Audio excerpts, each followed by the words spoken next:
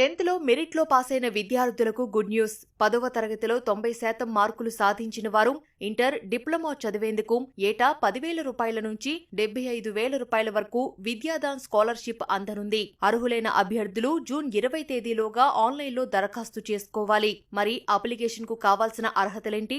పరీక్షా విధానానికి సంబంధించిన పూర్తి వివరాలు ఇప్పుడు మీకోసం. చదువులో ప్రతిభ చూపిస్తూ ఆర్థికంగా వెనుకబడిన విద్యార్థులకు సరోజిని దామోదర్ ఫౌండేషన్ ఈ స్కాలర్షిప్ ను అందించనుంది. అర్హత విషయానికొస్తే 2025-26 విద్యా సంవత్సరంలో ఎస్ఎస్సి 90% మార్కులతో లేదా 9 CGPA పూర్తి చేసి ఉండాలి.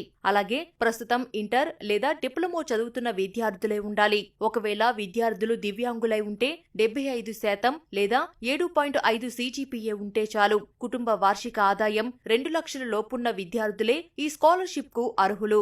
ఆన్లైన్లో అప్లై చేసుకున్న విద్యార్థులను ఇంటర్వ్యూ, అకాడమిక్ మెరిట్ ఆధారంగా ఎంపిక చేస్తారు. అప్లికేషన్ కు 2026 జూన్ 20 చివరి తేదీ. దరఖాస్తు చేసుకున్న విద్యార్థులకు 2026 జులై 5వ తేదీ పరీక్ష ఉంటుంది.